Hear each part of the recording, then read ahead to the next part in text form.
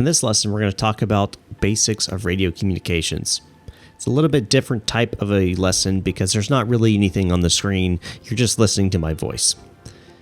The radio is a lot like a phone, except you must push a button to talk. If you're familiar with push to talk on like TeamSpeak, Discord, or another communication system, VATSIM is no different. In general, before talking on any frequency, you want to make sure the frequency is not already being used either by a controller or another pilot. Wait 5 to 10 seconds to make sure the frequency is clear before pressing the button and making your radio call.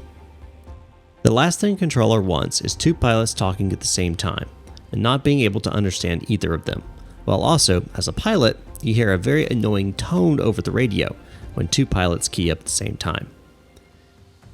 After you have made sure the frequency is clear, you always start your radio call with a cold call.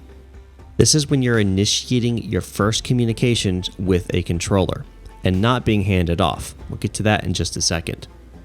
An example of a cold call will be Nashville Approach, November 8077 November, or Memphis Center, Delta 935.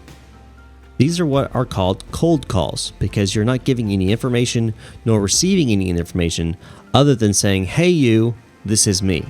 It's like an introduction at a party or a wedding or something like that. After the cold call, the controller will make a call back when they ask you what you need or request, or well, we'll get to the rest of all that in future lessons.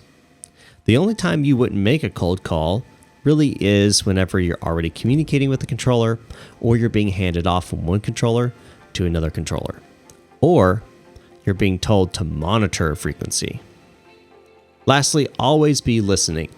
Whether a controller needs to make a traffic alert call, give you clearance to descend, or another pilot is making their calls into an uncontrolled field, listening is the most powerful tool for all pilots.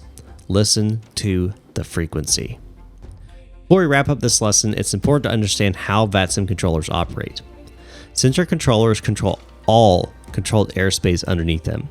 This means that if you're flying out of a Class Bravo, Charlie, or Delta airport, and there's just a center controller online, you have to call center for your clearance, taxi, takeoff, etc. Likewise, if there's just a TRACON controller online at a Class Bravo or a Class Charlie, you call them for your clearance, taxi instructions, takeoff, and so forth. If you're at a Class Delta airport underneath a Class Charlie shelf, they're also controlling that Class Delta. A tower controller cannot clear you for an instrument approach, and a clearance delivery controller cannot give you taxi clearance. Every single controller has a role, but just remember, center controls everything, then it steps down to approach, then down to tower, then to ground, then to clearance delivery.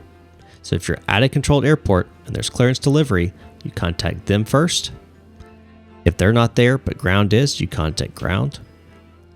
If they're not there but tower is, you contact tower. And if they're not there but approach/departure is, you contact them. And if they're not there and center's there, you contact center. And if no one's there, you treat the airport as an uncontrolled airport. And that's what we're going to get into in the next lesson.